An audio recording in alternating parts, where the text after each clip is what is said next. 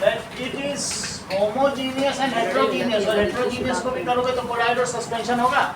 यहाँ देखो pure substance में क्या होता है, have only one kind of particle, वो पार्टिकल्स एटम भी हो सकते हैं, वो पार्टिकल्स मॉलिक्यूल भी हो सकते हैं, कुछ भी हो सकते हैं, लेकिन एक ही टाइप के पार्टिकल्स होंगे तो उन्हें प्योर सब्सटेंस कहा जाएगा। पीछे तो फाइन चला लो चलो ना, गर्मी लग रही होगी तो चला लेना है। चलिए अब ये देखो जो प्योर सब्सटेंस है सीधा वो कौन से दो तरीके के होते हैं, बोलो। Elements and compound. Elements and compounds, ये 9 का फ्लो चार्ट है। इतनी बात समझ में आ गई।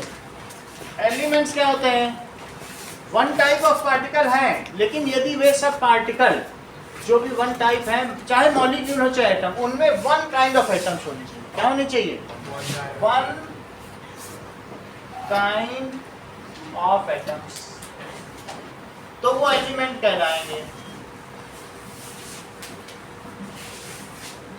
कुछ एलिमेंट्स मोनोएटॉमिक होते हैं, कुछ डाई एटॉमिक होते हैं, कुछ ट्राई एटॉमिक। तो क्या एलिमेंट्स अर्चिता मॉलिक्यूलर हो सकते हैं कि नहीं हो सकते? तो कोई डाई एटॉमिक एलिमेंट का नाम बताओ, ट्राई एटॉमिक,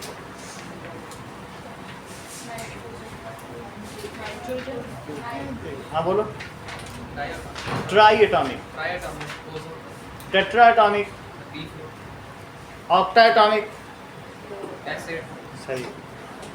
तो ये सभी हो गए। और अगर मोनो एटॉमिक चाहिए तो हीलियम, ये जो नोबेल गैसेस हैं क्या वे सभी मोनो एटॉमिक हैं? क्योंकि वे तो किसी से रिएक्ट करते ही नहीं है, उनका डुप्लेट पूरा रहता है। डाई एटॉमिक बताओ, H2, या जैसा अर्चिता ने बताया O2। तो ये जो डाई एटॉमिक गैसेस हैं, ऐसी कौन कौन सी गैस हो सकती हैं, जैसे H2, O2, N2, इन सभी में क्या एक तरीके के एटम हैं?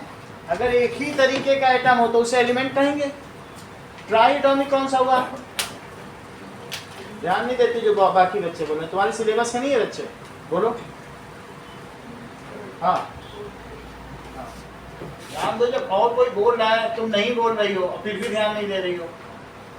O3, एक और पूछें देखें बता पाती हो। हाँ टेट्रा एटॉमिक क्या बताएं लोगों ने? मतलब ही नहीं तुमको किसी से क्या बोला, मालूम मतलब ही नहीं कि क्या कोई बोल रहा है। बोलो क्या बोला, बोलो बताओ। हाँ दैट इज ओजोन है। ट्राई एटॉमिक के सभी एलिमेंटल हैं, हीलियम, नियॉन, आर्गन, ये मोनो एटॉमिक है। N2Cl2, ये सभी क्या है, F2, ये डाई एटॉमिक है, लेकिन है तो एलिमेंटल, एलिमेंट है लेकिन ये मॉलिक्यूल के फॉर्म में। ये एलिमेंट है लेकिन एटम के फॉर्म में, ऊपर लिखा है कि नहीं? एटम हो या मॉलिक्यूल हो, कुछ भी हो सकता है, एक ही तरीके का पार्टिकल। अच्छा अब ये कुछ और भी चीजें देखो, ये HCl है, दैट इज HCl। उत्कर्ष ये बताओ, इसमें एक ही तरीके का पार्टिकल है कि इसमें? दोनों में। ये चीज पार्टिकल है। पार्टिकल एक एंटिटी को कहेंगे, वो मॉलिक्यूल भी हो सकता है, वो कंपाउंड। बोलो बात समझ आ गई? तो ये भी प्योर सब्सटेंस है क्योंकि इसमें एक ही तरीके का पार्टिकल है। तो ये देखो, this is one type of particle. और भी कुछ हो सकता है, मान लीजिए H2O भी हो सकता है, तो H2O में भी एक ही तरीके का पार्टिकल है क्या? तो H2O भी हो सकता है।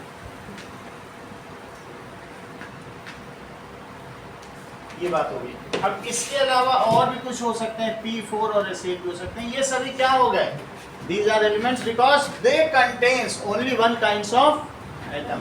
जबकि कंपाउंड क्या होगा बताइए?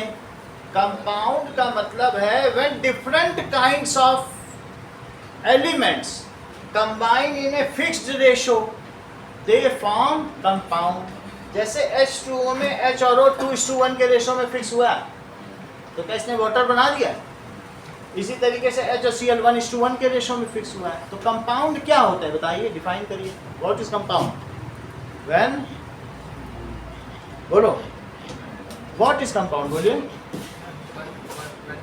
One or more than when two or more than two kinds of element chemically combined in a fixed in a fixed ratio, तो वो फिक्स्ड रेशो में मिल रहे हैं। जैसे H2O है तो इसमें क्या है, H और O का रेशो क्या है 2:1। नंबर के बेसिस पे 2:1 है और मास के बेसिस में 1:8 है। वो तो तुम लोगों ने डेफिनेट प्रोपोर्शन में पढ़ लिया है। तो when different kinds of atoms combine in a fixed ratio they form compound. When different kind of atoms, और कैसा कॉम्बिनेशन है, केमिकली कंबाइन। केमिकल कॉम्बिनेशन जानते हो, इलेक्ट्रॉन के लेने देने या शेयरिंग करने से बनता हो। Chemically combine in fixed ratio form compound. तो ये H2O है। H2O अमन क्या है, कंपाउंड। और यहाँ पर ये जो H2O ये क्या है, मॉलिक्यूल ऑफ कंपाउंड। सही है कि नहीं।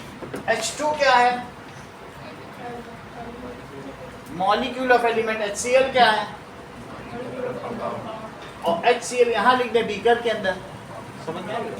तो दिस इज H2O क्या है, दिस इज मॉलिक्यूल ऑफ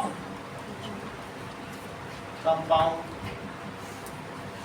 अब देखो कंपाउंड दो तरीके के हैं,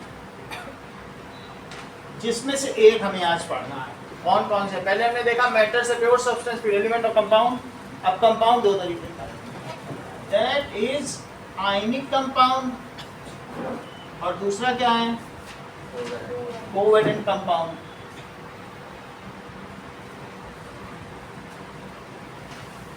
चलिए नाउ सो आयनिक कंपाउंड क्या होगा।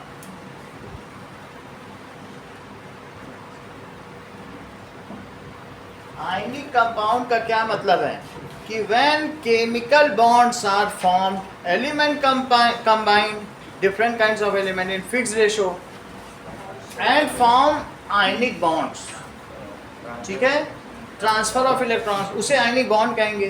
Those bonds formed by transfer of electrons are known as ionic bonds and such kind of compounds are known as, उनसे बनने जो वाले होंगे वो सब वही कहलाएंगे। देखो those chemical bonds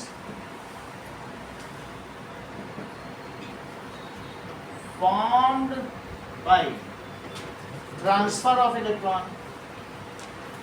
ऐसा हम लोगों ने पिछली क्लास में देख लिया। NaCl, Na2O, CaF2 और MgO चार चीजें बनाई थी। समय आपने ट्रांसफर ही तो किया था कि नहीं।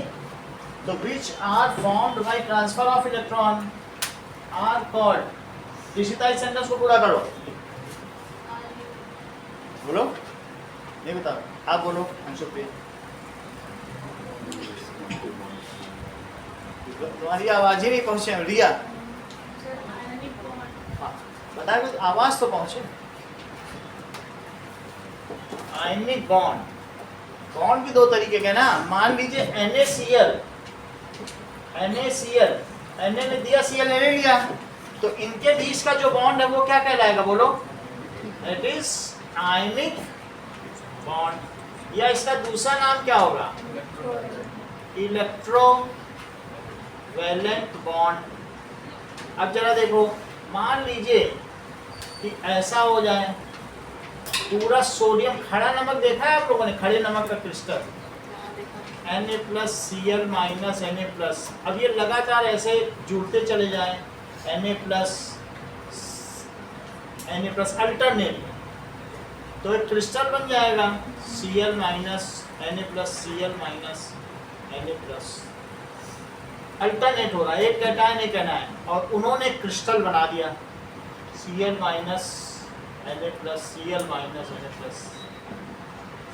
Cl-, Na+। ऐसे ही Cl-, Na+, Na+। और भी होंगे पीछे जिनको मैंने बनाया नहीं, लेकिन इस तरीके से अगर आप देख रहे हैं तो क्या क्रिस्टल बन गया। तो ये चीज आयनिक बॉन्ड है। ये क्या है, आयनिक कंपाउंड। क्योंकि उसका पूरा एक एक्सटेंडेड लैटिस है, एक्सटेंडेड स्ट्रक्चर है।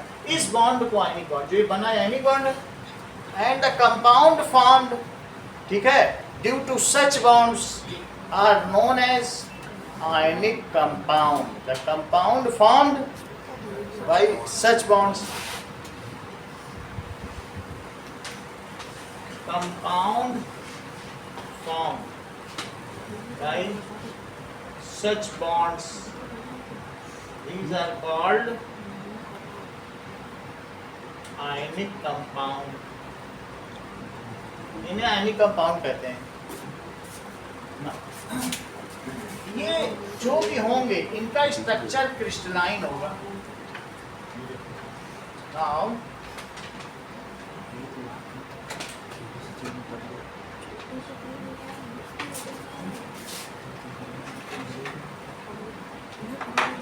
जैसे आप ये देखो, ये दिस इज क्रिस्टलाइन, इससे पता चल रहा है आपको कितना स्मूथ सरफेस है यहाँ पर। ये कोई रबर टाइप नहीं है प्लास्टिक, इसमें क्रिस्टल का जनरेशन हुआ। पीछे भी दो तो पता चलेगा। जो क्रिस्टल्स होते हैं उनकी सरफेस स्मूथ होती है। ओके, ये देखो, तुम लोगों ने खड़े नमक के क्रिस्टल देखे हैं? खड़ा नमक, इसको स्मेल भी करोगे तो काला नमक, दिस इज काला नमक। इसको भी देखो, क्या इसका स्ट्रक्चर ये जस्ट पहाड़ से तोड़ा गया है, बीकानेर के पास। देखो कितना स्मूथ है, स्मेल भी करोगे तो पता चलेगा काले नमक का क्रिस्टल। देखो पकड़ के इसको ऑब्जर्व करो, पीछे दो। These are the crystals।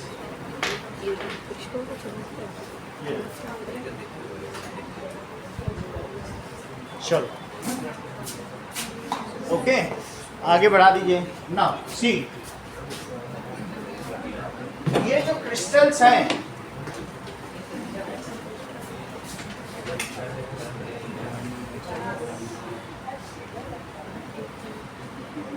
ये देखो इसमें दिखाया गया है। बस ये पहाड़ खोद रहा है, इसमें क्रिस्टल्स को अपने आप निकलना है, इसको कुछ करना नहीं पड़ा। ये जो क्रिस्टल्स हैं यहाँ देखिए, It looks like a staged video where a pre-cut gem is placed inside the rock and then taken out again. But this perfectly cubic shape is actually in its natural state. Although it shines like gold, it's practically worthless and is known as toolstone. This mineral is pyrite. Interestingly, pyrite naturally forms in cubic or octahedral shapes. This happens because iron and sulfur atoms arrange themselves in a specific pattern, creating a regular crystal structure, much like stacking Lego blocks, resulting in this geometric perfection. Does this even make sense? When a rock is struck with a hammer, a perfectly cubic gem. इतनी बात समझ आ रही? So these are made by nature। जब मैं कह रहा हूँ crystal, अच्छा इनको तोड़ोगे, एक रबर को तोड़ो, इरेजर को, हो गया। चलो इरेजर को तोड़ो तो क्या वो क्लीन होगी प्लेन सरफेस पे कि नहीं होगी? नहीं होगी। लेकिन अगर क्रिस्टल को तोड़ोगे, इनमें से किसी नमक को किसी को तोड़ दो, भी आपने देखा है कैसा क्रिस्टल निकालना, they cleave at very plane surface. ठीक है, रबर को तोड़ो, प्लास्टिक को तोड़ो तो क्या कभी प्लेन सरफेस पे टूटती है? अपने घर की इरेजर को तोड़ लो, टूटती है। लेकिन इसको तोड़ो तो कैसा होगा बोलो? ठीक है, अब देखो, चलो ना, ऐसा है कुछ क्रिस्टल का ये भी स्ट्रक्चर है। ये देखो, ये अपने आप निकला हुआ लो।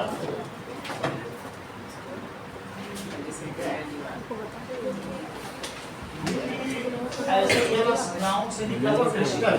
तुमने मिस्री देखी होगी ना, और उसी तरीके से जमीन में these are the crystals। Ionic compound की ये प्रॉपर्टी है। ओके, अब देखो, चलिए तो अर्चिता आयनिक कंपाउंड के 4 एग्जांपल दो।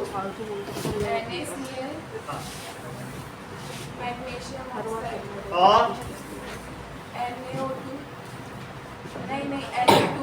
और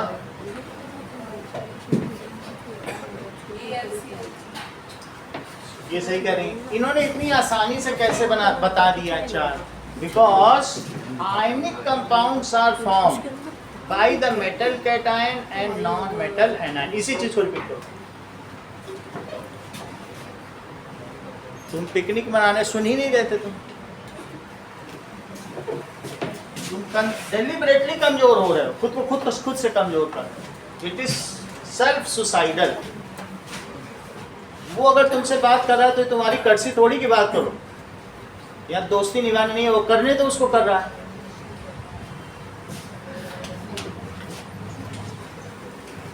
चलो, उसने तुम मृत्यु को जीत लिया है, तुमने क्या जीता? उसके नाम का जाप होता है पूरी दुनिया में, महामृत्युंजय है वो ना। अब देखिए आयनिक कंपाउंड्स, मृत्युंजय रिपीट करो, सेंटेंस कंप्लीट करो। Are formed by transfer of electrons. Yes, these are formed between metal cation and non-metal anion। Metal का कैटायन हो और नॉन मेटल का anion, and non metal anion, कुछ भी हो सकता है। तो मेटल्स आर गुड डोनर। देखो NaCl हुआ तो ये डोनर अच्छे हैं, तो ये दीज आर बेटर डोनर। और अच्छे एक्सेप्टर कौन से हैं? Non metals are better acceptor. इस वजह से ये चीज और भी बनाए जा सकते हैं। मान लीजिए फर्स्ट ग्रुप पूरा ले लो, Na हो गया, K हो गया, और इधर भी कुछ ले लो, सेकंड भी ले लो, Mg ले लो, Ca ले लो। इधर कौन कौन सा लोगे? 17 ग्रुप में कौन आता है? Cl आ गया, F आ गया, और कौन कौन सा? Br हो गया, I हो गया, यहाँ O हो जाएगा। O से भी बना सकते हो, S से बना सकते हो, तो इनसे बनाओ। ये मेटल हुए, ये नॉन मेटल हुए। और भी तुम्हारे मन में कुछ आता हो, जिंक ले लो, मैग्नीशियम ले लो, कुछ भी ले लो, जिंक ले लो, एल्युमिनियम ले लो, सही है। सो जो अच्छे मेटल हैं, कुछ कुछ अच्छे हैं, उनसे आपका जितना भी बनेगा, this all are ionic. Okay, देखो बहुत ज्यादा नहीं करना है, बस इतना तुम सोचो कि monovalent and bivalent cation and monovalent and bivalent anion, they form ionic compound. Okay, जैसे AlCl3 कोवेलेंट कंपाउंड हो गए, चक्रण देखा जाए, तीन देने का दिल किसी का नहीं होता, इतना कोई उदाहरण नहीं। एक दे देगा, दो दे देगा, तीन के लिए वो 800 किलो जूल एनर्जी लाएगा कहाँ से?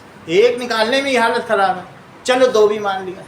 लेकिन तुम AlCl3 को पानी में डालोगे, क्या वो इलेक्ट्रोलाइज होगा? क्या वो अलग अलग हो जाएगा? क्या उसके कुछ नहीं होता, वो बैठ जाएगा नीचे चुपचाप। तो जो पानी में टूटे ही ना, वो कैसा आयनिक कंपाउंड? आयनिक कंपाउंड तो ये है, इन सब को 100 डिब्बियों को डिजॉल्व करो, सबके सब भूल जाएंगे। ऐसा कोई हो जाए जो डिजॉल्व ही ना हो, सिर्फ नाम से नहीं होता। तो AlCl3 क्यों नहीं कह रहा हूँ, Al को 3 देने पड़ेंगे, और 3 कोई दे नहीं सकता। 3 में तो साझेदारी होती है। बोलो बात समझ में आ गई कि नहीं? तो इसलिए क्या कहा जा सकता है, monovalent and bivalent cations along with monovalent and bivalent anions form ionic compound। Mono इसको सुनना ही नहीं, इसके नाम का जाप हो रहा है धड़ाधड़। क्यों सुनेगा भाई, है ना? अब आगे जरा देखो, ला पिला दे साकिया पैमाना पैमाने के बाद, और बाद मतलब कि कहूँगा होश खो जाने के बाद, 2 पैक पिलाओ अभी बोलेंगे। उसका वो देखो ना, इस तरह ऐसे कैसे बोल दे भाई? थोड़ा सा आप चढ़ावा चढ़ाओ। शंकर जी को भी धतूरा चढ़ता है, महामृत्युंजय है,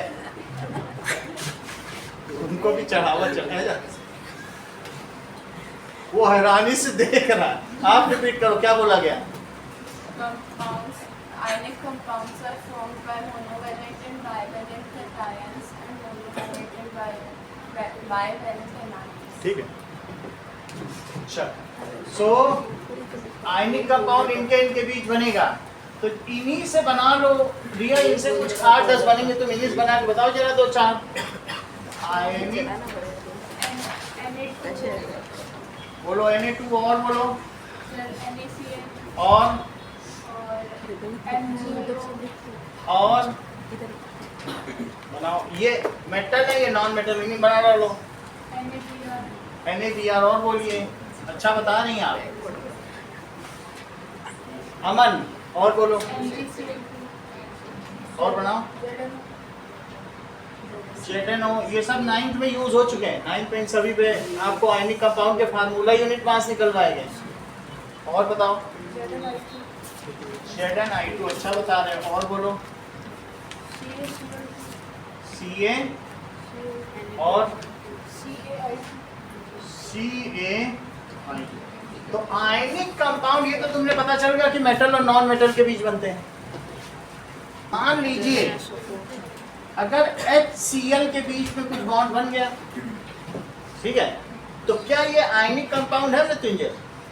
सर जैसे इन्होंने बता दिया कि नो सर, क्यों बोला नो सर? बोले दोनों ही नॉन मेटल है सर। सही है, ये भी non metal.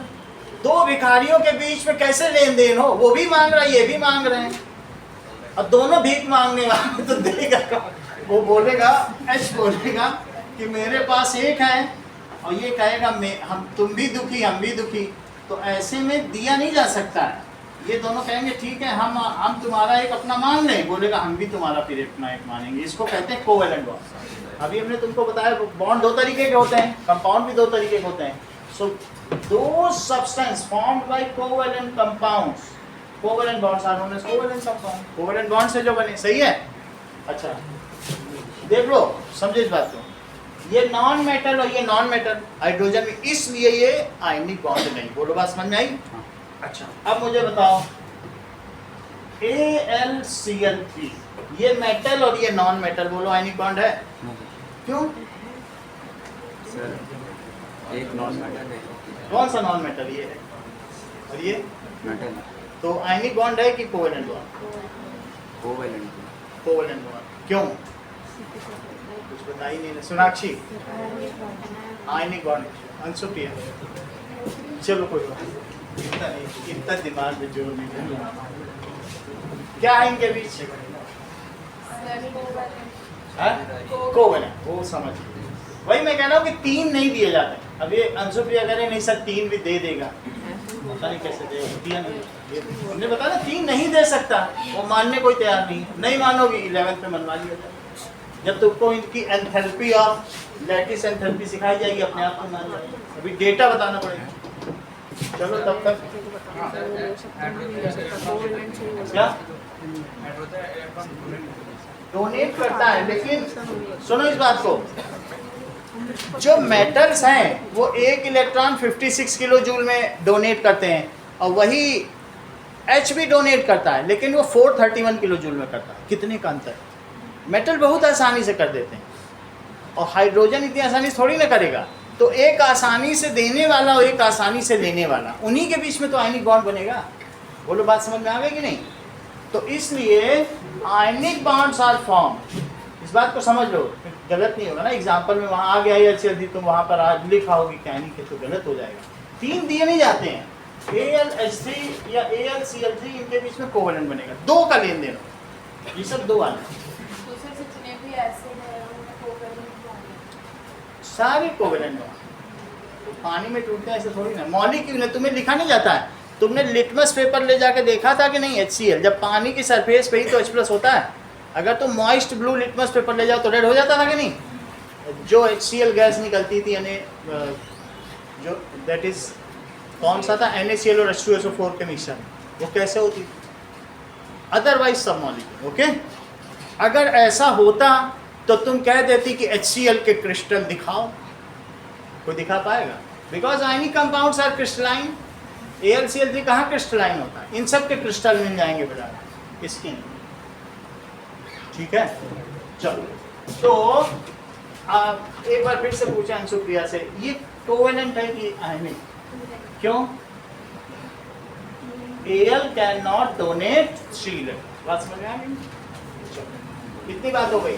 Now we will see ionic compounds metal cation और नॉन मेटल आयनान से होता है ना। बहुत ज़्यादा लिखा नहीं रहे, लेकिन आपको इतना अंडरस्टूड करना पड़ेगा। अभी इसके बारे में ज़्यादा नहीं जाना, लेकिन पता होना चाहिए ना आपको। Now we will learn about the 5 properties of ionic compound, जो बहुत इंपॉर्टेंट है, तुम्हारी बुक में भी लिखी है। चलो,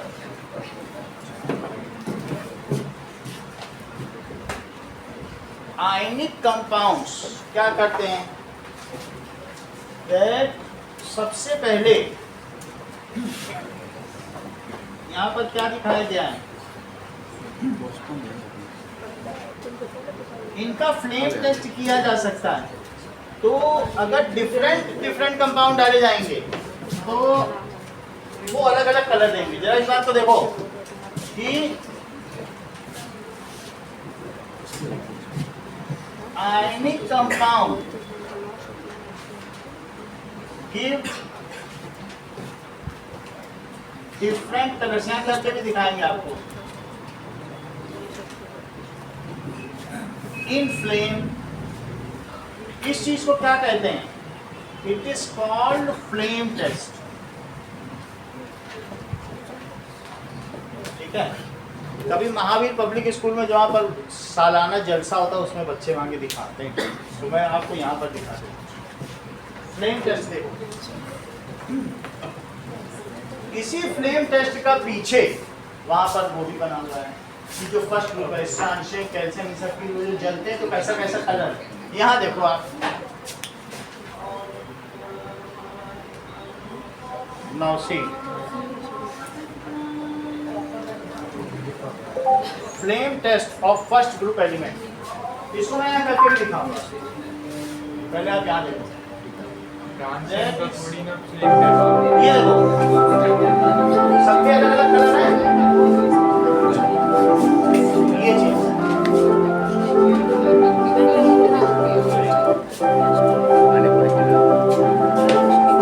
सुनो, सोडियम येलो, ये सही कह रही। दैट इज ये कैसा देगा? लाइलैक कलर, सुर्ख लाल। इसी तरीके से लिथियम पर्पल। क्या चीज? दैट इज आयनिक कंपाउंड है ना, ये किसी के साथ हो, क्योंकि जो आयंस हैं NaCl, Cl का कोई कलर नहीं है, तो वो अगर कंपाउंड डालोगे, तुमने कभी ऐसा कई बार किया होगा, घर में चम्मच में नमक रख के फ्लेम में चढ़ाया होगा तो उससे येलो फ्लेम आई होगी, क्योंकि नमक तो सभी के घर में है।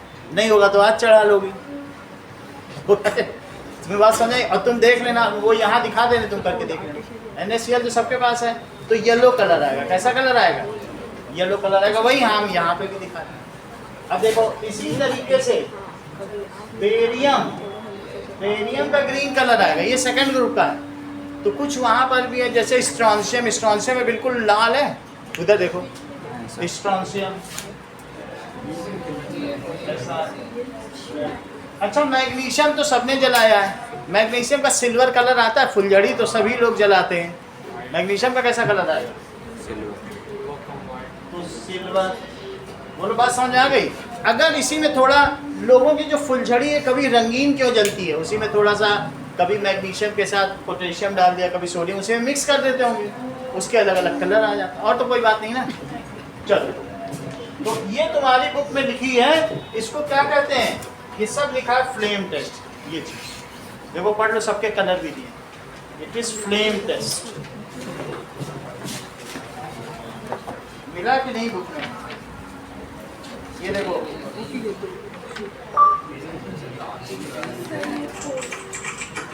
Okay.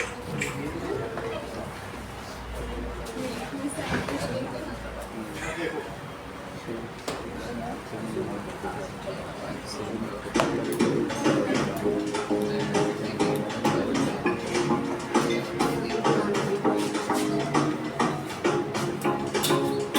Hello, in this video named Flame Test, I'm going to heat the salt samples over Bunsen's burner with the help of Nichrome Globe Holder.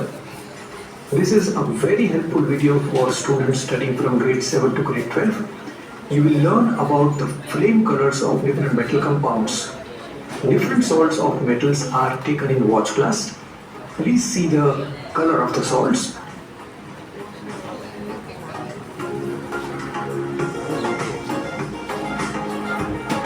okay, salt of different metals। देखो इस बार,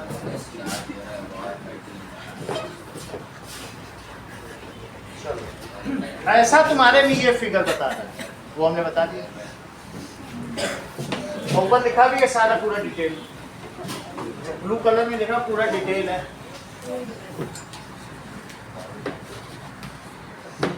लिखो इस बात को, दैट इज, ठीक है, देखो salt, बात नहीं करो, ऑफ डिफरेंट मेटल्स, ये डिफरेंट कलर्स इन फ्लेम। अगर मैं अमल तुमसे ये कहूं कि NaCl और NaBr, तो इनके कलर में अंतर होगा कि एक ही कलर हो जाएगा? क्योंकि सोडियम की वजह से, it is due to metal, they are giving colours, it is not due to non metal, it is due to metal cation present.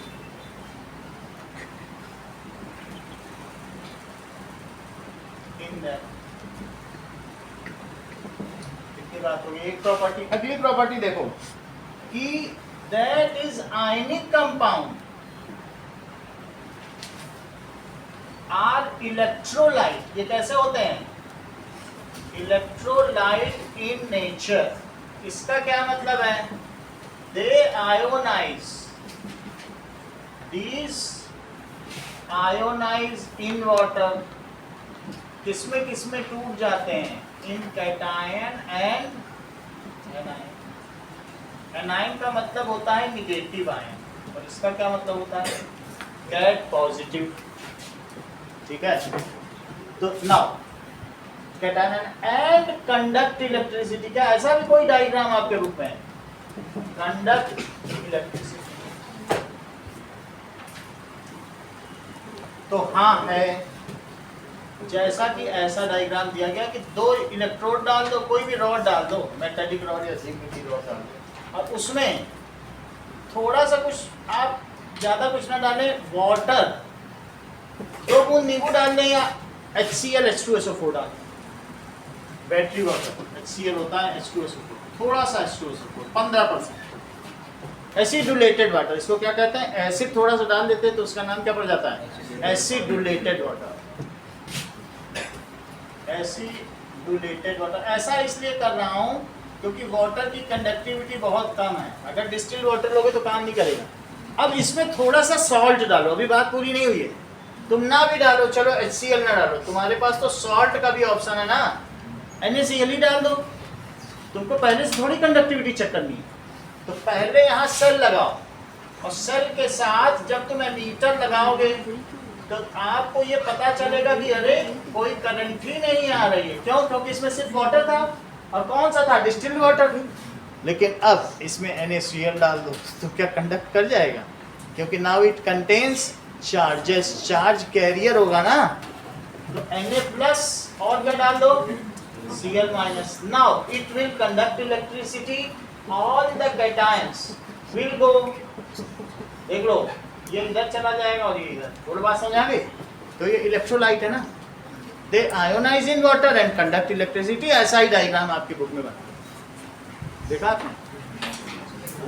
तो ये दूसरी प्रॉपर्टी है। तीसरी प्रॉपर्टी देखो, जो तीसरी प्रॉपर्टी है नयन, वो एक टेबल के फॉर्म में थी कि different ionic compounds are having high melting points because these are having very strong electrostatic force of attraction. Ionic compound जितने भी क्रिस्टल हैं, तुम अगर नमक को चम्मच में रख के पिघलाओगे तो 5-6 मिनट बाद वो पिघलेगा, 1500 डिग्री पर होता है। तुम्हारी बुक में दिया है, वही तो देखो, 1471 लिखा है क्या? NaCl में क्या दिया है? 1 NaCl का कितना? तो 1074 पर करेगा, और जो तुम्हारी गैस है उसकी इनकैंडिसेंसी 3000 डिग्री सेल्सियस है, यानी वो पिघला ही देगा। जो घर का गैस का बर्नर है ना, उसका मतलब तप्त दीप्त क्या है? 3000 डिग्री। ये है NaCl का क्रिस्टल। क्रिस्टल जो तुमने देखे ना अभी, ऐसे ही उनका कुछ एक, they are having the arranged, ये कैसा है बताओ? Definite arrangements of cation and anions at their lattice points. कहाँ पर होंगे बोलो? ऐसे कहीं पर भी बिखरे नहीं होंगे। They have ordered arrangements of ions और उनके कंस्टिट्यूएंट्स क्या होते हैं आयनिक कंपाउंड से, जरा बताइए? आयंस। समझ आई बात कि नहीं?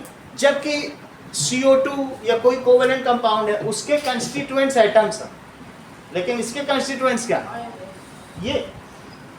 ये सोडियम है तो ये बोलो क्या है?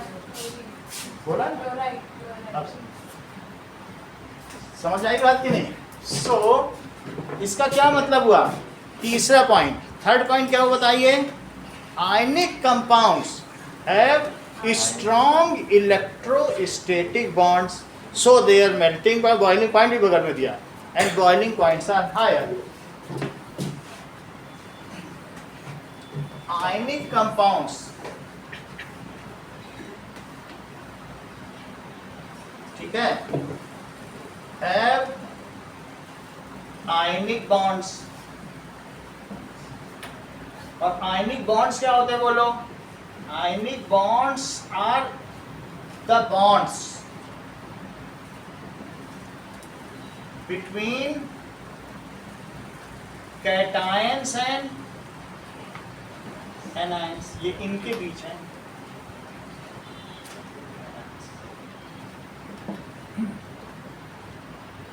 These bonds are electrostatic, ये electrostatic and very strong in nature। इस वजह से तनिष क्या होगा बोलो? अगर NaCl के बीच ज्यादा स्ट्रॉन्ग बॉन्ड होगा तो क्या होगा बताइए जरा? अंकुर, मयंक, यही तुम्हें टेबल में भी, उस टेबल से ही तो डिड्यूस कर रहे हो। सो दीज है high melting point, melting point and, मेरा कहने का मतलब है जब तुम इस क्रिस्टल को चम्मच में रख के गर्म करोगे तो पहले इसके ये जो लेटिस पॉइंट्स बने वो हर एक जगह ऑसिलेट करने लगेंगे, इतना ऑसिलेट करेंगे कि अब इनके बीच में ये बॉन्ड बनाए रखना मुश्किल हो जाएगा। If it is very rigorous then will the bond stay, it will break at certain temperature. तो कितने टेम्परेचर पर ये NaCl का बॉन्ड ब्रेक? 1047 पर हो जाएगा। और फिर मेल्ट भी कितने, फिर मतलब वेपराइज कितने पे हो जाएगा? बॉइल। तो डेटा करने की जरूरत नहीं, लेकिन it is sufficient to conclude कि वहीं HCl और वाटर के बीच में 100 ही डिग्री पर हो जाता है। वाटर देखा है? H2O और H2O के बीच में, तो दो के बीच में जो वीक, ये कह सकते हैं वीक इंटरमॉलिक्यूलर फोर्स, वो कोवेलेंट नहीं है। मैं H2O के बीच की बात नहीं कर रहा हूँ, किसकी बात कर रहा हूँ? ध्यान दो, दो वाटर के बीच। समझे?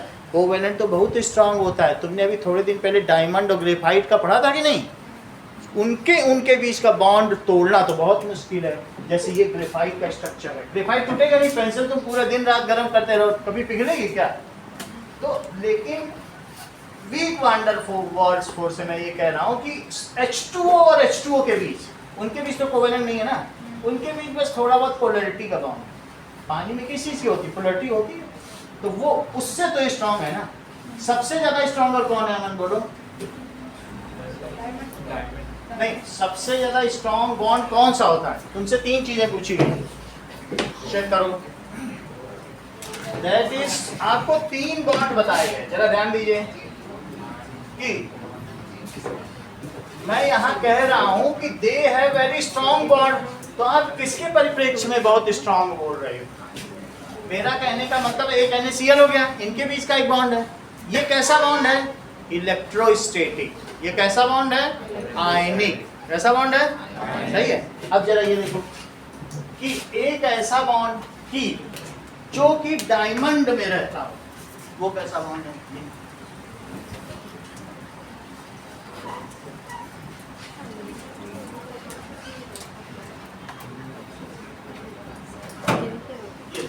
हर बॉन्ड 4 से जुड़ा है।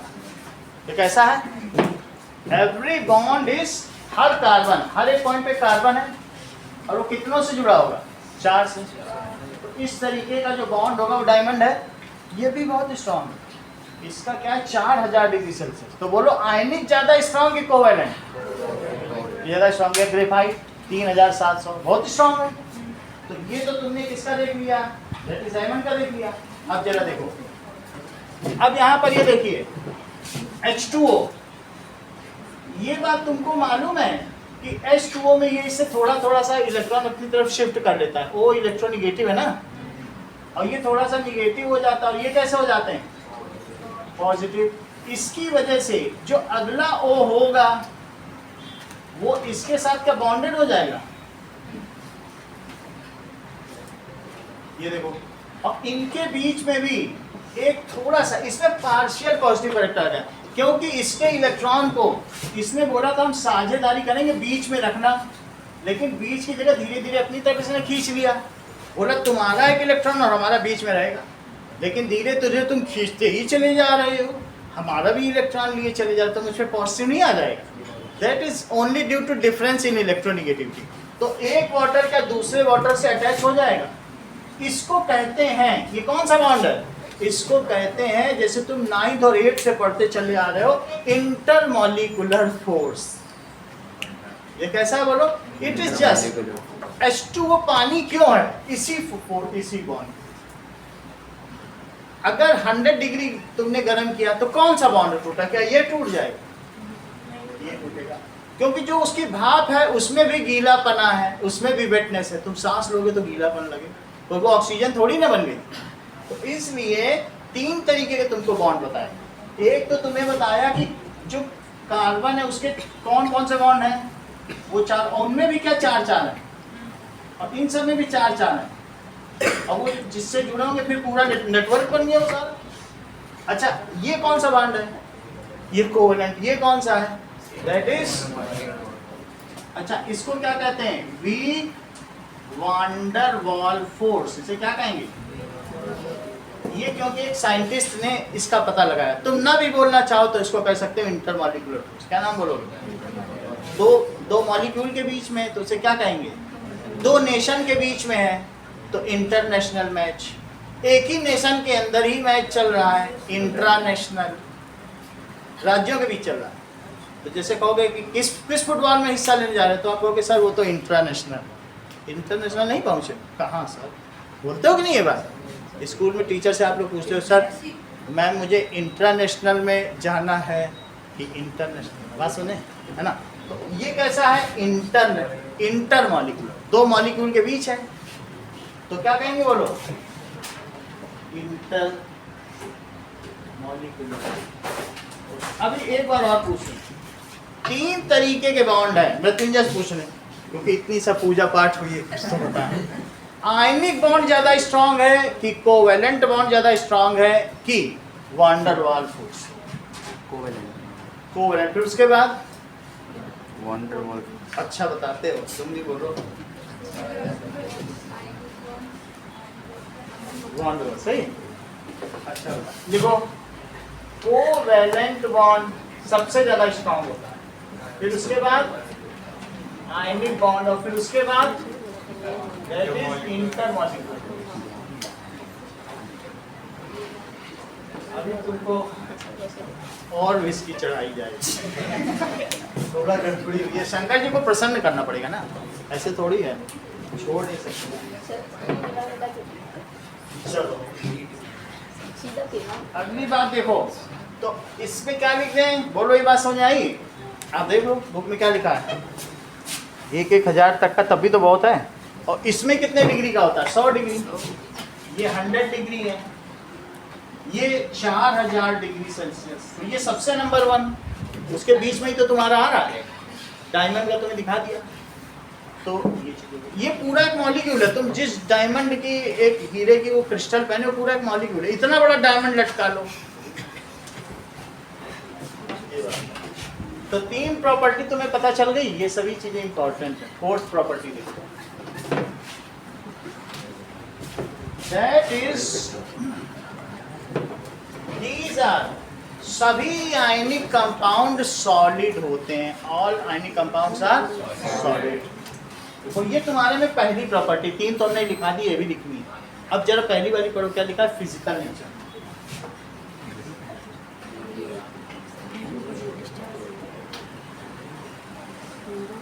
आयनिक कंपाउंड्स आर सॉलिड, सॉलिड होंगे और क्या होंगे, एंड हार्ड, हार्ड भी होंगे।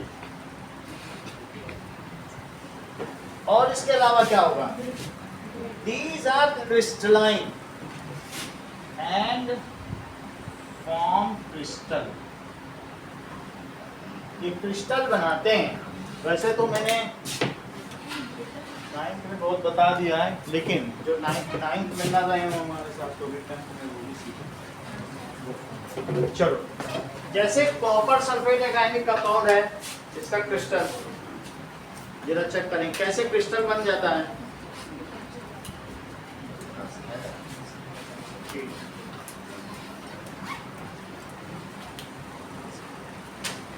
Making big crystals of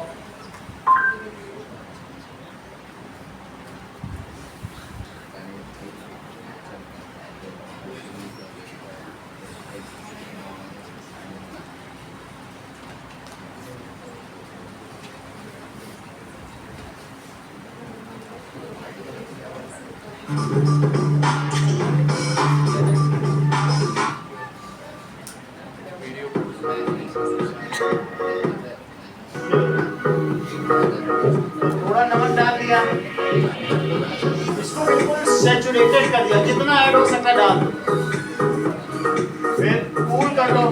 धीरे धीरे देखो, जब इसमें इससे पहले ही हट गया सॉल्ट, कोई बात नहीं। To do it with you, as in a jar's worth, just like that. फिर इसके बाद इसको So we can't add any more now because we're not getting that last ऐसे ही bit of मिश्री बनती है dissolve into क्रिस्टल the से। water anymore. Even though I keep stirring it, no, ठीक है, जितना इसमें हो सकता है कॉपर सल्फेट डाल दिया। this means that my crystals should glow in a blue colour. If you haven't got an edge, इस पे धागा बांध jar देंगे, is इसी पे not ग्लो the कर जाएगा। bottom. मिश्री में धागे बंधे होते हैं ना, बेटा देखा? And you've got your solution ready. You need to leave it like तीन this. दिन चार दिन 9th के बच्चे लाते हैं दिखाते This is हैं quite a सर, slow मेरा experiment, so you can keep looking at it every day. You might not want to grow and get bigger. अब स्कूल As it में takes for the first crystals to form. Good luck. अभी तक बनाए नहीं इसमें ऐसे। कोई बात नहीं, ठीक है। Now it is growing big crystals, तो क्रिस्टल ऐसे बनाए जा सकते हैं। मैं आपको शॉर्ट में दिखा देता हूँ कि कहीं पर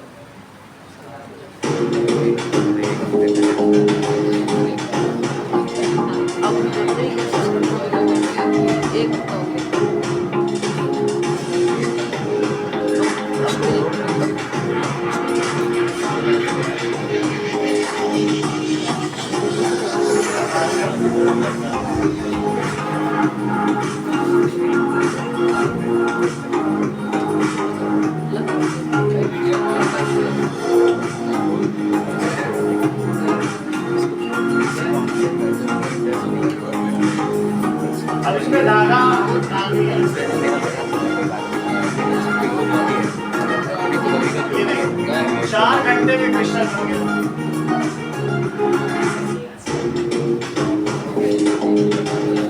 जैसे आपने देखा ना, वो हमने एक क्रिस्टल का दिखाया था बेस, वैसे ही क्रिस्टल ऐसा बना दिया। ऐसे धागा टांग दो चाशनी में, तो जैसे क्रिस्टल नहीं होते जलेबी खाते तो किनारे किनारे कहाँ में क्रिस्टल नहीं लगे होते हैं, वैसे उसी में क्रिस्टल पड़ जाएंगे। समझ नहीं बात? तो चौथी चीज क्या है, दीज आर क्रिस्टलाइन। और अगर इन्होंने इसे तोड़ा है, इसको यहाँ से कुछ ऐसा नहीं कि ग्राइंडिंग या सैंड पेपर से नहीं किया है, इसमें बस तोड़ दिया, ये बन गया। तो इस तरीके से दे ये ब्रेक एट या they cleave at smooth surfaces. Cleave का मतलब कि रबर को तोड़ो अपने घर की रीजन, तो क्या क्लीव स्मूथ सरफेस पे होगा? लेकिन क्रिस्टल को तोड़ो तो कैसा होगा? They cleave at smooth surfaces. ये क्रिस्टल की सबसे बड़ी प्रॉपर्टी। ओके, चलो देखो, these cleave at smooth surfaces.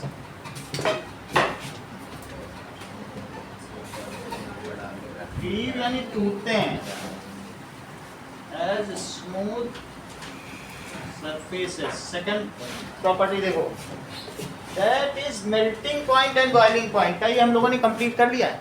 Second point तो हो गया, थर्ड पॉइंट देखिए नेक्स्ट, सॉल्युबिलिटी। तो सॉल्युबिलिटी समझिए, ये किसमें सॉल्युबल होंगे और किसमें सॉल्युबल नहीं होंगे अभिषेक, और किसमें नहीं होंगे? पेट्रोल में, ऑयल्स में। ऑयल्स कोवेलेंट कंपाउंड होते हैं, जैसे शुगर हुआ, तुम्हें मालूम है शुगर में शुगर एक्सप्रेस आयन रखता है क्या? नहीं रखता है। तो इन सब में जो ऑयली नेचर के हैं, क्योंकि ये खुद ही आयनिक हैं, like dissolves like, like dissolves like. तो तुमको ये भी मालूम है कि जैसे ग्रेफाइट कार्बन है, तो तुम कहते हो सर ये ग्रेफाइट से मैंने लिख दिया कॉपी में, अब मैं इसको डिसॉल्व करना चाहता हूँ, तो रबर भी कार्बन है सर, मैं रबर से इसको डिसॉल्व कर लूँ क्या अपनी पेंसिल? तो तुम डिसॉल्व करते हो, तुम रबर से मिटाते थोड़ी ना हो। पहले ग्रेफाइट से कुछ लिखा तो ग्रेफाइट एंडोर्स किया और रबर से डिसॉल्व कर दिया। तुमको ये बात भली प्रकार पता है कि सर ये भी कार्बन, ये भी carbon, and like dissolves like, इसीलिए मैं ऐसा कर रहा हूँ। तुम पानी से नहीं मिटाते हो, पेपर फट जाएगा लेकिन वो मिटेगा नहीं, क्योंकि polar can not dissolve non polar, carbon non polar है तो कैसे डिसॉल्व कर लेगा? तो इसलिए आयनिक कंपाउंड्स खुद पोलर हैं, तो किसमें डिसॉल्व करेंगे? पोलर में। अभी थोड़ी देर पहले पानी का नेचर बताया था, पोलरिटी प्लस और माइनस होना ही तो पोलर है। तो क्या होगा, यही तुम्हारी बुक में लिखा, पढ़ो सॉल्युबिलिटी में, दैट इज दीज आर, जो इलेक्ट्रोवैलेंट कंपाउंड है वो क्या है? कंपाउंड।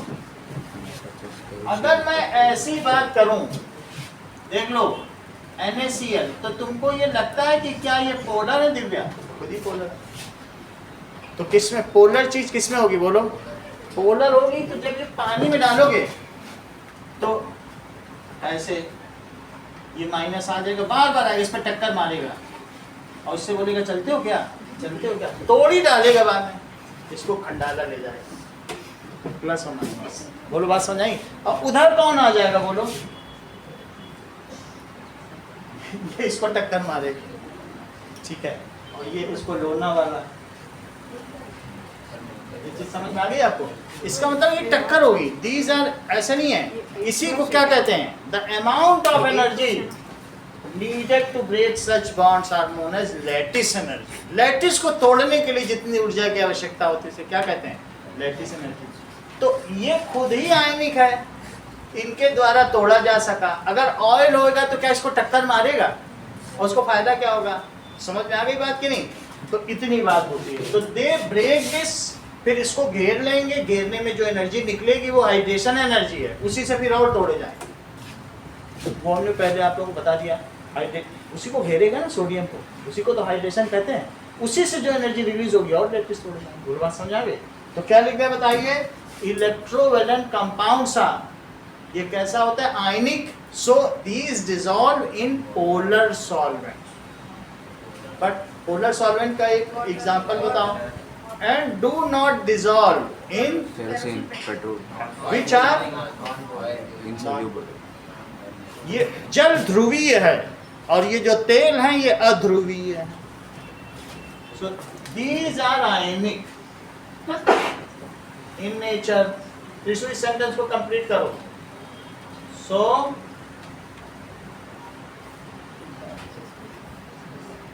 मृत्युंजय कर लेता है, तुम नहीं कर पाते, मृत्युंजय करो इसको। So soluble in water.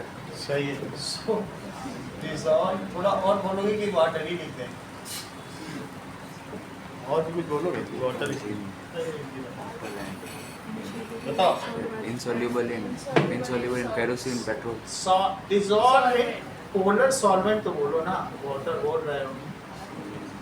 ये किसमें डिसॉल्व हुए बोलो? Polar solid. Polar solvents like water, ऐसा तुम्हारी बुक में लिखा है ना, वही लिखवा रहे हैं। बट डू नॉट डिसॉल्व, लेकिन किसमें डिसॉल्व नहीं होते? Kerosene, petrol. In non polar solvents. जब मैं नॉन पोलर सॉल्वेंट्स बोल रहा हूं तो कोवेलेंट सॉल्वेंट समझना चाहिए। समझ में आई? Polar non polar solvent example क्या है? That is oil, kerosene, petrol. कभी तुम लोगों ने नमक तेल का ब्रश किया कि नहीं किया? किया ना? तो तुमने देखा होगा नमक डालते हो तो तेल में वो घुलता नहीं है, अलग अलग है, क्योंकि तुम्हें मालूम है नमक आयनिक कंपाउंड है NaCl, और तेल कैसा है, ये कोवेलेंट है, नॉन पोलर, तो घुलेगा कैसे? ब्रश कर लो, वो बिल्कुल भी डिसॉल्व नहीं होगा। चलो आगे का चेक करो। अगला पॉइंट क्या कहा गया? That is conduction of electricity के बारे में भी आपको बता दिया गया है। पूरी बात कह दी गई कि नहीं? So these are the points. Okay. अब देखिए,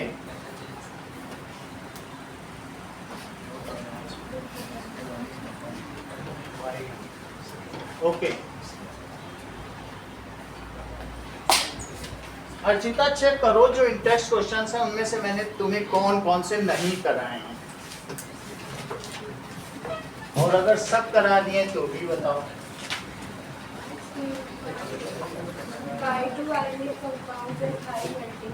वो तुम्हें किया आयनिक कंपाउंड्स का हाई मेल्टिंग पॉइंट क्यों होता है?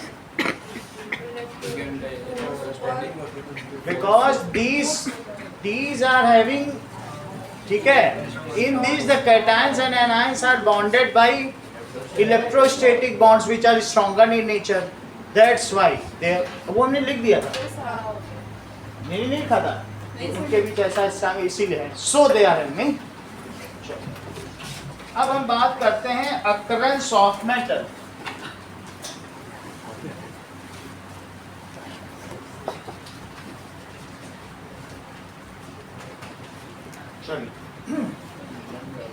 So, in जो अर्थ क्रस्ट है, it is the major source of metals and non-metals। Earth crust is major source of metals and non-metals। Number 1 पे उत्कर्ष इसमें टापा जाता है, जो हमारे अर्थ, हाँ, ये ठीक है। So the highest abundance, ये अच्छा बता रहे हैं आप, ये चलता है। The highest abundance is of O2, oxygen. वो पहले बोल दिया, इन लोगों ने अलग अलग तरीके से अच्छा बताया। That means highest abundance में बता रहा हूँ कि अगर ये पूरी धरती है तो इसका मतलब क्या है? ये खुद ही SiO2 की बनी है, मिट्टी। ये मिट्टी का फार्मूला है। तो अब इसमें बालू का है, ये मिट्टी का है, तो इन्हीं में कभी कभी क्या होता है ना, Na2Si सिलिकॉन डाइऑक्साइड है। अभी तुमको एक हमने वो वैसा दिखाया था ना, ट्रांसपेरेंट, वो कुछ नहीं है, वो बालू को पिघला के बनाया गया है। वहाँ पर कुछ लोग कर रहे थे, अपना गैस वैस जलाए, नीचे पता चला रे क्वार्ट्स बन गया, चलो ले जाओ बच्चों को दिखाएं। वही हुआ है, कुछ नहीं हुआ है। बात समझे? तुम कहीं अगर जैसलमेर में स्टोव ले जाओ, नीचे यही बन जाएगा, लेके आ जाना। तो उसी चीज को अगर बालू को गर्म किया जाए, कूल कर दिया जाए, तो वो क्वार्ट्स बनती है, जो तुमको एक ऐसा क्रिस्टलाइन हेक्सागोनल दिखाया था। लेकिन अगर वहीं समझो थोड़ा सा नमक नीचे गिर गया, खाना बना रहे थे मैगी, नमक नीचे गिर गया, ये बोले Na2SiO4 कांच बन जाएगा। कांच, अगर उसमें एल्यूमिनियम पाउडर गिर गया, अलग अलग तरीके के कांच, नाम ही देख लो, बोरोसिलिकेट, बोरॉन गिर गया, बोलो बोरोसिलिकेट बन गया। हमारे पास वो कहते हैं ना बोरोसिल, पूरा नाम नहीं लेती कंपनी, आधा नाम रखे बोरोसिल, पूरा ले तो बोरोसिलिकेट ना बोल दे। बोरॉन के साथ बन जाए तो बोरोसिलिकेट है, सब कांच ही, जो हीट पे टूटे ना, वो बोरोसिलिकेट है। और नहीं तो मेहरानगढ़ में मोती महल में चले जाओ, अभी तुमको फ्लेम टेस्ट दिखाया है, थोड़ा कभी निकिल डालेगी, कभी क्रोमियम, कभी बोरॉन, अलग अलग तरीके के कांच। चूंकि यहाँ बालू जैसलमेर में है, ये तो सबसे ज़्यादा कांच का उद्योग राजस्थान में ही पैदा होता है। और हर महल में, यहाँ के मोती महल में देखो ऐसे कांच, वहाँ देखते ही रहेगा साइंटिस्ट, ये बोरॉन का बना है, ये निकिल का। समझ आ गई बात है? ग्लासेस आर, सुनो इस बात को, मेटल सिलिकेट्स। जब मैं तुमसे कह रहा हूँ कुछ नहीं करना है, इसीलिए इतने सस्ते हैं, तो दीज आर मेटल सिलिकेट। बात समझ आ गई? चलो, तो अब हमने बताया सबसे नंबर 1 पे, क्योंकि एक सिलिकॉन के साथ कितनी ऑक्सीजन है? 2। अब मान लीजिए और मिट्टी में, तो मिट्टी में सिर्फ SiO2 होता तो फिर कोई जमीन से मेटल निकालता ही क्यों? ये भी तो होता होगा ना, तभी तो हम इसकी माइनिंग करते हैं। So these are present in soil in some combined form. इन्हीं को तो हमें निकालना है, फेरोसिलिकेट, एल्यूमिनोसिलिकेट। तो नंबर 2 पे एबंडेंस किसकी है? पहले पे तो ऑक्सीजन की हो गई, दूसरे पे सिलिकॉन, दूसरे नंबर पे कौन हो गया? सिलिकॉन। इसी सिलिकॉन को क्यों कोई प्योरीफाई कर ले, तो जैसे बेंगलोर में क्या था, सिलिकॉन वैली, बेंगलोर को इंडिया की सिलिकॉन वैली का, उसी से चिप बनते हैं, उसी का ये युग है। सिलिकॉन से सेमीकंडक्टर बनते हैं और हर चीज़ में सिलिकॉन लगता है। वैसे तो सिलिकॉन वैली अमेरिका के कोई एक जगह को कहते हैं जहाँ बहुत बड़े बड़े गूगल और इन सब का ऑफिस है ना, वो सिलिकॉन वैली, वहाँ पर सिलिकॉन का सबसे ज़्यादा यूज़ होता है। जो इस सिलिकॉन को प्योरीफाई कर ले, सेमीकंडक्टर के लिए सबसे आइडियल। तो नंबर 2 की एबंडेंस किसकी बताई गई? ये सब तुम्हारी बुक में अगले पेज पे लिखा हुआ है। दैट इज नेक्स्ट अबंडेंस किसकी होती है? Is of silicon. और अभी तुम 3rd नंबर पे जिसे बता रहे थे, एंड द नेक्स्ट अबंडेंस बोलो, इज एल्यूमिनियम।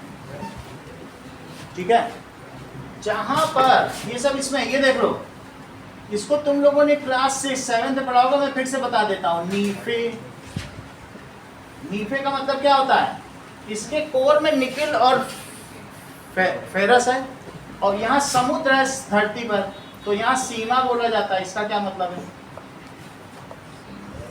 देखो, बच्चों को नहीं पता होता है, लेकिन फिर भी अब हम बड़े हो गए, अब हमें अजीब लग रहा है कि हमने सीमा क्यों सीखा, सीमग क्यों नहीं सीखा। MS मैग्नीशियम, समुद्र की तलहटी में, at the base of sea there is silicon and magnesium, and at the core of earth iron and, बिल्कुल बात। नीफे और सीमा पढ़ा नहीं, याद तो आ ही रहा होगा, ये 7th क्लास में। चलो देख लेना, नीफे और 7th क्लास में साइंस का चैप्टर है, 4था चैप्टर। ठीक है, तो ये बात हो गई। इतनी बात तुमको समझ में आ गई। हमने तो इसके वो योगेश कॉपियर्स है ना, उसके बच्चे को पढ़ाया था 7th में, तो हमने देखा कि बच्चों को कितना आता है, छोटे छोटे बच्चे इतना जानते हैं। हमें इन सबसे कुछ लेना देना नहीं है, मुझे ये पता करना है। बोलो number 1 the highest abundance metal कौन सा? अरे मेटल पूछो तुम, ऑक्सीजन। सो नंबर 1 पे क्या है? इसीलिए एल्यूमिनियम सबसे सस्ता है, और इसके बाद नेक्स्ट में आयरन आएगा। बोलो बात समझ में आ गई? तो abundance of metal on earth crust, जरा इसका मैं ऑर्डर देख लूँ, तो एक बार और रिकन्फर्म हो जाए हमारी नॉलेज। चलिए, abundance of elements in earth crust in percentage, percentage में भी देख लो, फिर हम वो भी देख लेंगे। तो ये देख लो, ये देख लो,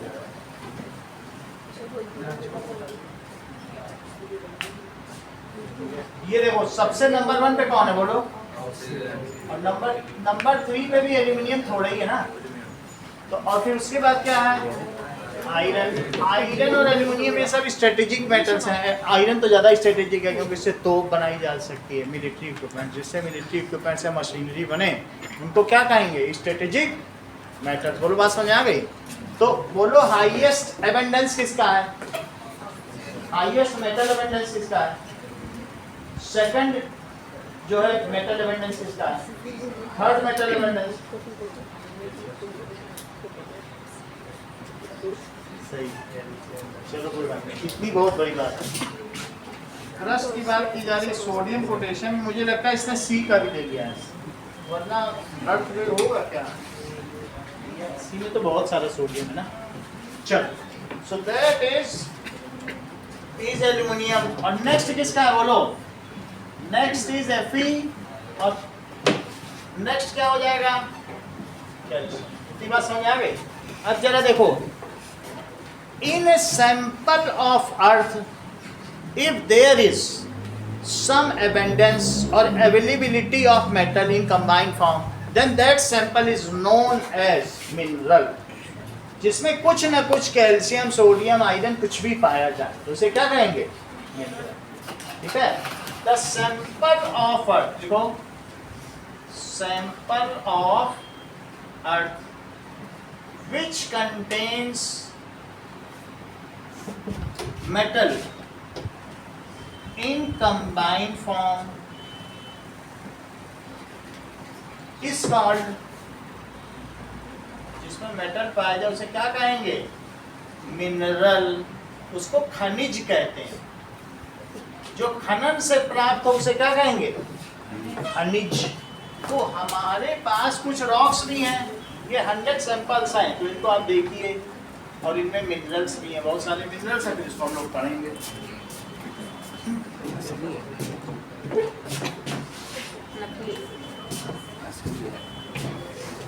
ये सारी असली हैं. इन्हीं में से इसको अभी कुछ चढ़ावा ये तो बोला तो सर इसने असली. चलिए नाउ ये देखो कलेक्शन ऑफ मिनरल्स, ये इम्पोर्टेंट मिनरल्स. इसको आप लोग भी देखो, इनके बारे में अभी पढ़ाया जाएगा. चलो, what does it mean by minerals? Aman, आप कलर देख लो, बाकी मैं फिर फैमिलाइज करूंगा. एक बार देख लो, ये डिफरेंट कलर्स हैं इसी में. हाँ बोलो. उसको क्या कहेंगे? मिनरल. अब आगे देखो ना, पढ़ाई तो जा ही रहा होगा. What is ore?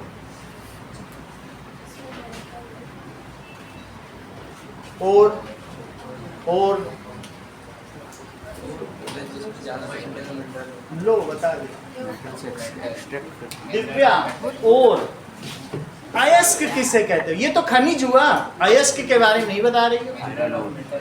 Yes, those minerals from which metals can be profitably and economically be extracted. जिन उन मिनरल से अगर तुम पूरे दिन करते रहो, पता चला 100 ग्राम एल्यूमिनियम मिला रात को, तो उस मिनरल को तुम्हारे किसी काम का है? अगर जरा थोड़ा बहुत इधर उधर के एल्यूमिनियम की भंडार लग गई तो उसे ओर कहेंगे. उस खनिज को अयस्क कहेंगे जिसके द्वारा किसी धातु का निष्कर्षण फायदेमंद तरीके से किया जा सके, जो आपको क्या दे? फायदा दे दे. ठीक है. If it is profitably, those minerals from which metals can be extracted profitably and economically. ये ना कि प्रॉफिट है, कोई कंपनी मांगने आ रही, कह दो भी 15 दिन लगेंगे, धीरे धीरे हो रहा है. ऐसा नहीं, इजिली भी हो, टाइमली भी हो, नहीं तो तुम्हारा धंधा बैठ जाएगा. सही बात है. So those minerals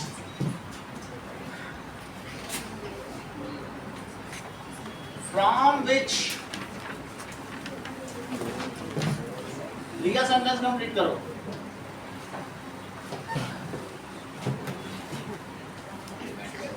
Extracted profitably and economically. सही कह रही हो. and economically. Can be extract, उसे कहेंगे क्या? लेकिन सही, extracted profitably and economically. And is called, that is called, okay. Now अब जरा देखो कि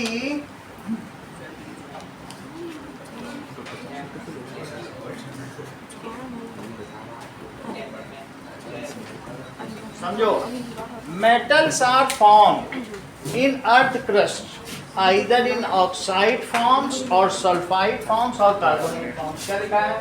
मेटल 3 फॉर्म में पाए जाते हैं. देखो, ऑक्साइड, सल्फाइड है, carbonate. metals are okay in earth crust either in किस फॉर्म में? either in oxide, sulfide or carbonate form.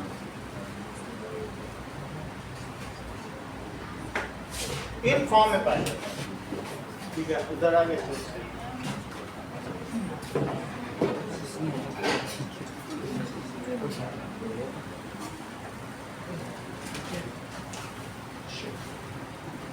So let us learn about some important, हमें कुछ अब देखना होगा कुछ important words के नाम।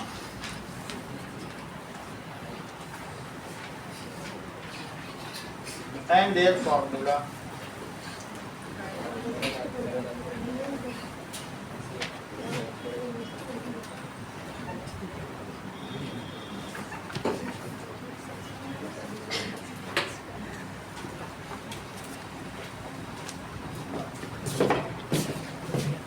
Some important words and their formula.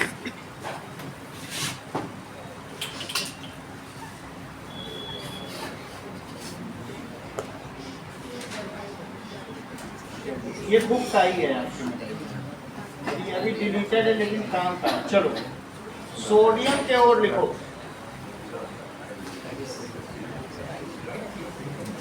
That is जो एलिमेंट है या मेटल और उसका और,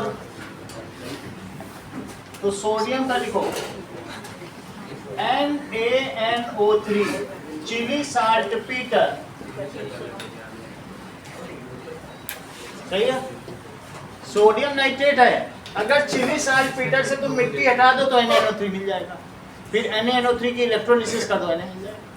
जस्ट 2 रॉड डाल के इलेक्ट्रिसिटी, इसमें मिट्टी तो हटानी पड़ेगी ना, सब मिट्टी नहीं तो है, मिट्टी तो हटानी पड़ेगी। तो अगर इसको किया तो क्या कहता है बताइए, सोडियम में से that is Chile saltpetre. अब आगे देखो, एल्यूमिनियम का देखो, एल्यूमिनियम का ऑक्साइड Al2O3 और क्या है Al2O3 2H2O,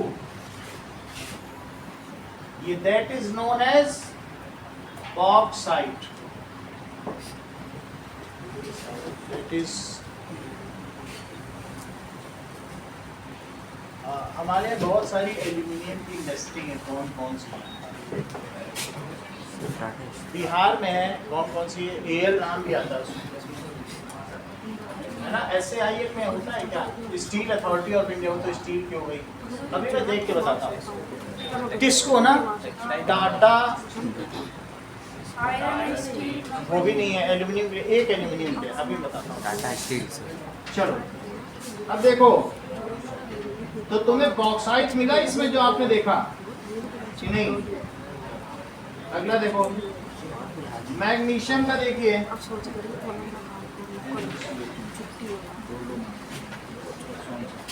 मैग्नीशियम को चेक करो,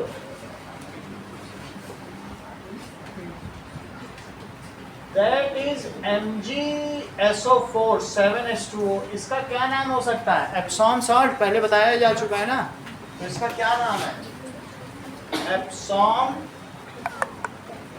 सॉल्ट। आगे देखिए, नाउ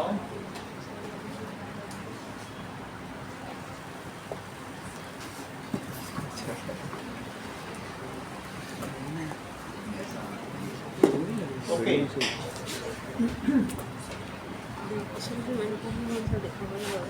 कॉपर का देखें, कॉपर का दैट इज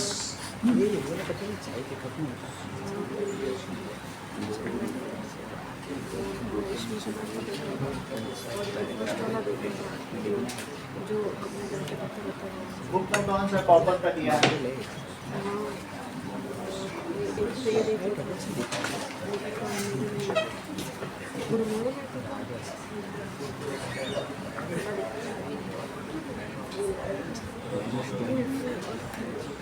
कॉपर ग्लांस और कॉपर पाइराइट दो लिखो, Cu2S, that is copper glance. Okay, अगला देखिए जिंक का, देखो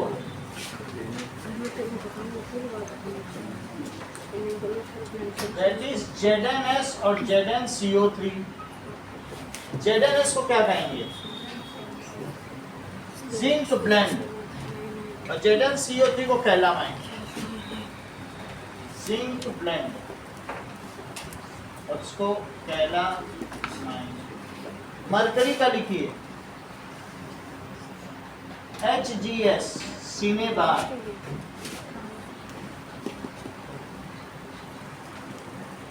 आयरन का लिखो एमेटाइट।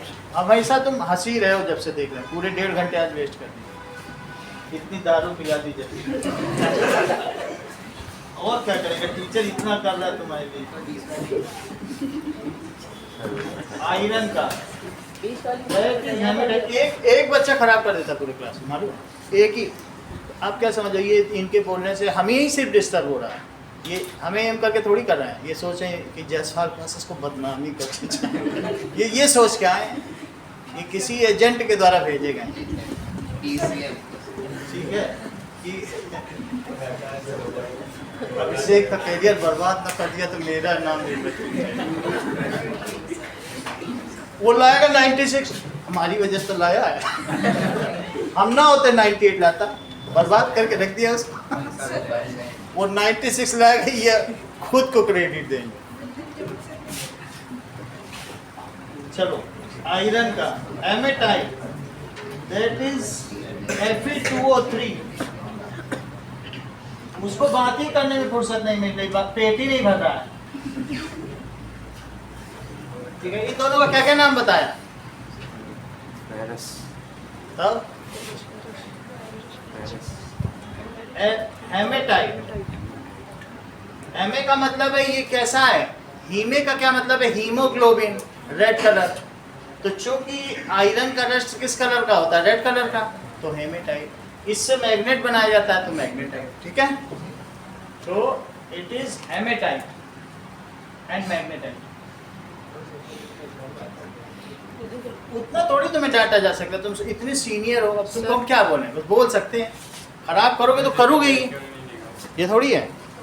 जो तुम्हें करना है वो तुम करोगे, मना नहीं किया जा सकता। चलो, इट इज, इसको क्या बोला है बताओ? ये बता ही नहीं पा रहे, आप बोलो। सुन ही नहीं रहा, वो 1.5 घंटे से सुन ही नहीं रहा। सिर्फ डिस्टर्ब, जो नहीं सुनेगा वही तो डिस्टर्ब करेगा। ये समझ नहीं पा रहा होगा। इतनी बात तो समझ में आ गई कि नहीं? उसके पापा आए थे, बोले कि बेटा हमारा पहले से पढ़ता, 9th में आया था, चला गया था, तो तेज होता।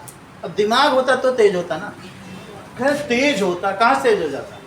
1 घंटे में पता चल जाता बच्चे।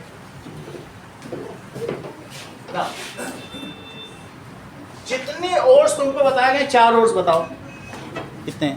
औरों से भी पूछ के दिखा देंगे, अभी इससे पूछ के दिखा देंगे। बोलो बोलो, हाँ फार्मूले के साथ बताओ, कोई भी 4।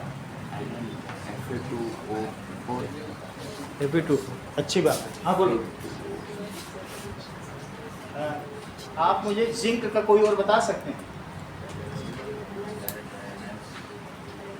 Zn और ZnS का नाम क्या है? Zinc blende. ZnCO3 का नाम क्या है? That is calamine. कैलामाइन हो गया, ठीक है। जिंक के 2 होते हैं,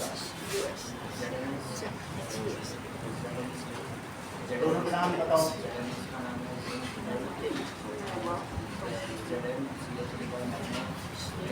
एक और बता दो नाम।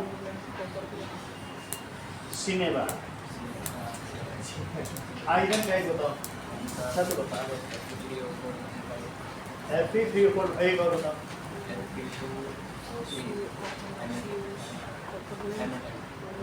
जो सारे बता देगा उसको पेन दे देंगे। आप बोल रहे नाम? लीटर और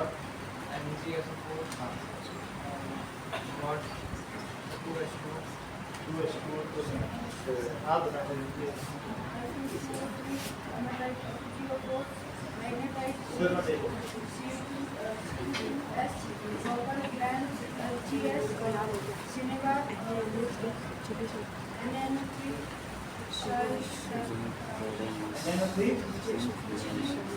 चीनी से आया हुआ है, चिली सॉल्ट माना जाएगा। इधर मत देखो।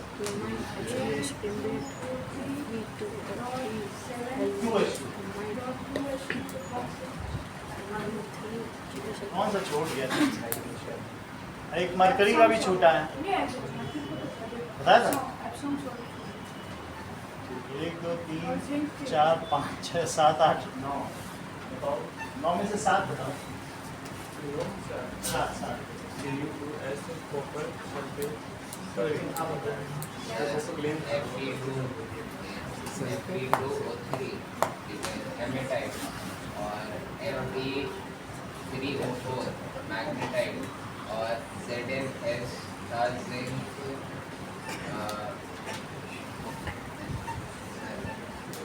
कोई बात ना बोलो।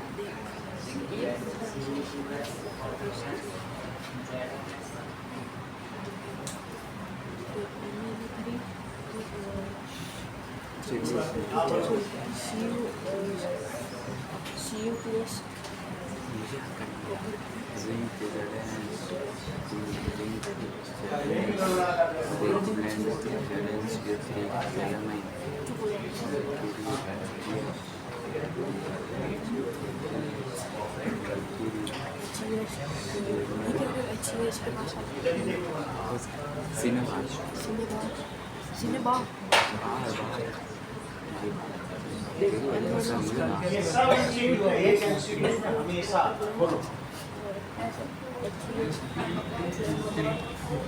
हेमेटाइट ओए, ये क्या था वहाँ पे बताना? हेमेटाइट अरे नहीं, HES सिनेमा चिली सल्फेट चुप हो जाओ। साथ में तुम्हारे और CUS कॉपर लेंस और ZnS कॉपर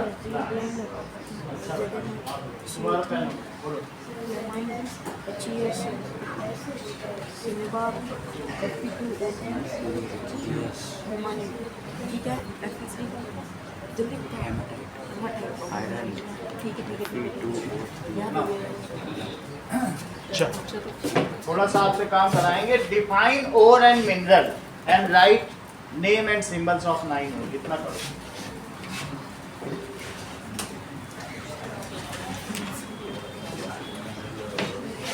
Define